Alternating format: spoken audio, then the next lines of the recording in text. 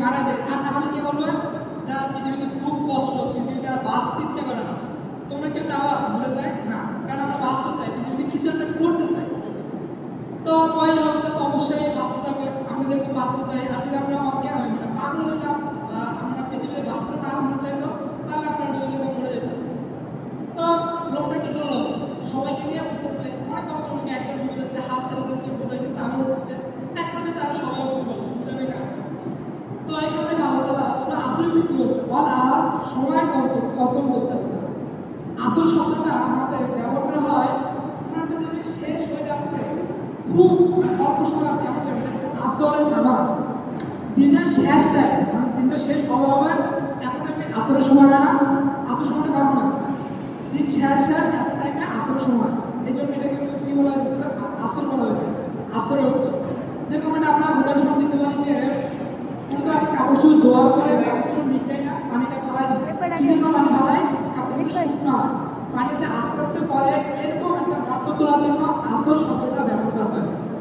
তো আল্লাহ তাআলা বলেন সময়ের কসম, এটা যদি আমি শুধু দেখি যে সময়ের কসম বলছে সেটা এমন না, আল্লাহ তাআলা সময়টাকে একটা মানে মান দিচ্ছে, একটা সময় দিচ্ছে যে আসলে এটা ইম্পর্টেন্ট। আমাদের জীবনের সময় যত চলে যাবে আমাদের লস, আমাদের ক্ষতি। আমরা বলি না নিজের পায়ে নিজে তুলে দিই না, যে আমাদের কাছে সময় চলে যাচ্ছে, আমরা মূল্য দিচ্ছি না, এটা আমাদের লস হচ্ছে, কার লস হচ্ছে না। তারপর আল্লাহ বলে কি ওয়াল ইন্নাল ইনসানা লাফি খুসর ইল্লাল্লাযিনা আমানু ওয়া আমিলুস সলিহাতি ওয়া তাওয়াসাউ বিল হাক্কি ওয়া তাওয়াসাউ বিস সাবর। সময় কসম বলতে তারা ধ্বংস, তারা নিজেদের ক্ষতিগ্রস্ত করছে। আল্লাহ আমাদেরকে বলতেছে, তাদেরকে, আমাদেরকে, কোনো ফেরেশতাকে বলে না, জিন জাতিকে বলে না, বা কোনো নবীকে বলে না, কারণ নির্দিষ্ট করে বলে না, বলতে তারা ক্ষতিগ্রস্ত, সবাই ক্ষতিগ্রস্ত, যারা আমরা ফিরে আসছি তারা ব্যতীত। তারপরে বলে ইল্লাল্লাযিনা আমানু ওয়া আমিলুস সলিহাত, যারা সৎ কাজের আদেশ করে এবং মানুষকে সৎ কাজের দিকে ডাকে।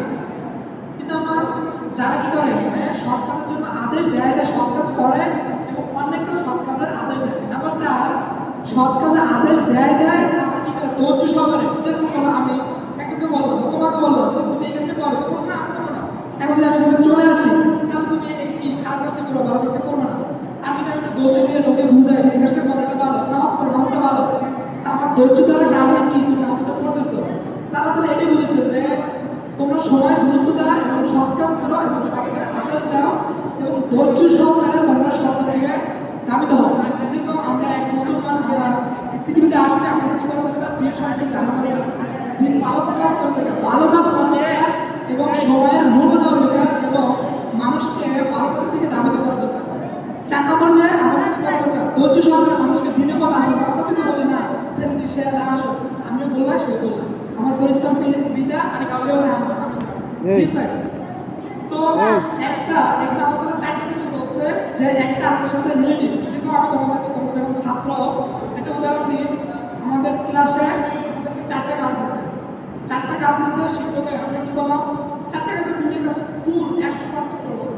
4টা কাজ দিচ্ছে আমাদের টিচার, আমরা কি করলাম 4টাকে 100% 100 করছি, 2টা আর 2টা ধরেই রেখে 0%।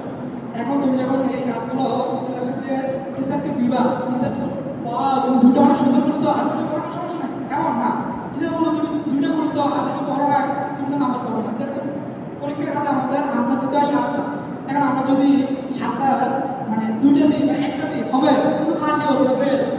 টিচার বলবে না ছেলেটা একটা প্রশ্ন ভালো করে দিচ্ছে, সেটা না, আমাদের 7টা না হলে 6টা দিতে হবে, ভালো দিতে হবে, সবগুলো কম হলেও 70% আনসার করতে হবে, 75% আনসার করতে হবে আমাদেরকে। আমরা যদি না করে চলে আসি অবশ্যই আমরা ফেল, নাহলে আমাদের ভালো মার্ক পাবো না। এটা ভালো মার্ক অর্জন করার জন্য আমাদের মানে কি সবগুলোটাই খুব বেশি কাজ করা দরকার। কোন 2টা মনে করো তুমি কি করছো 100% আদায় করছো আর 2টা 80% 85% আদায় করছো, তাহলে একটা সফলতার দিকে যাওয়া যাবে।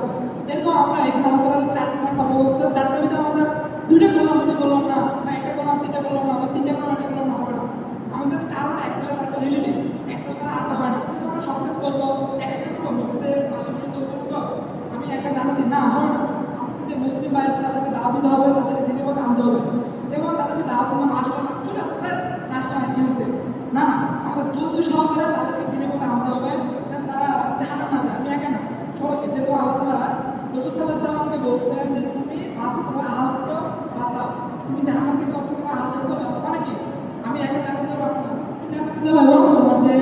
ফ্যামিলিতে যারা আছে